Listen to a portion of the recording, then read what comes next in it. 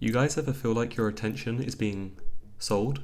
Like every app, notification, short, thumbnail, or algorithm is competing for your attention? Because, for them, more attention is more money. Whether it's YouTube Shorts, Instagram Reels, or scrolling on TikTok, really, it's all the same. And there's all these buzzwords: recommended, for you page, new, part 2, that's meant to keep your attention hooked and wired. And to be honest, I'm not even sure that it's entirely a bad thing. It's probably from the internet and media being this competitive that content's been able to grow and become so creative in the first place, but I think that's what also makes it so easy to get stuck in, right? This optimization of keeping your attention. It's really a powerful thing, and if you get stuck in that, you can stay in that period unable to escape.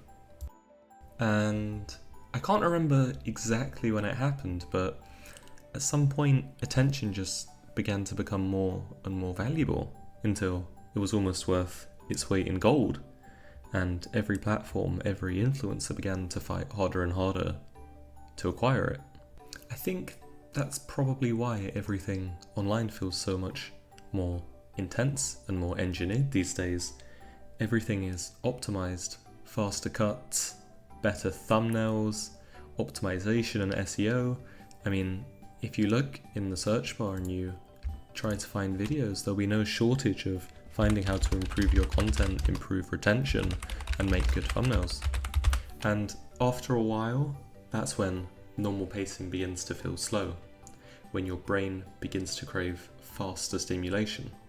And I think that's when it really starts becoming an issue. Because at some point, it switches from being a conscious decision to an unconscious habit, where you don't realize how often you're switching content, how fast you're scrolling through Reels, right? You open your phone and immediately you open Instagram to start scrolling on your For You page without even thinking. It's almost like consuming becomes autopilot, and this can trickle into everyday situations. Say you're at a restaurant with friends, but you've been on your phone the whole time and you don't even realize.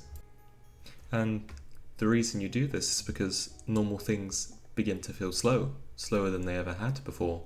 Longer videos are harder to watch, your patience decreases for things that require attention, and you develop this need for instant payoff. At this point, your attention is almost a currency in itself, not something that you're in control of, not something that you own. And when attention becomes valuable, everything starts competing for it. And this video is doing the same thing. And honestly, this isn't even my usual style. But while making this video, as time went on, I couldn't help but keep thinking about attention, yours and even my own. And even when I think about it, I don't think that this is something that people are doing consciously, at least not anymore.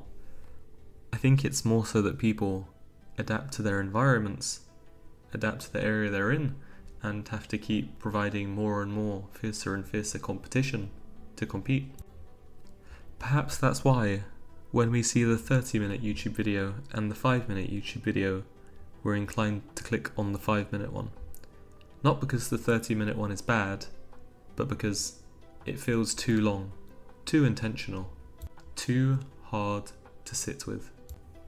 And at this point, I don't think it's going to slow down, and I don't think it's going to go away. Now, I'm not necessarily saying that it's a bad thing, but just something that we should be aware of. Aware of how our attention is being sold without our permission.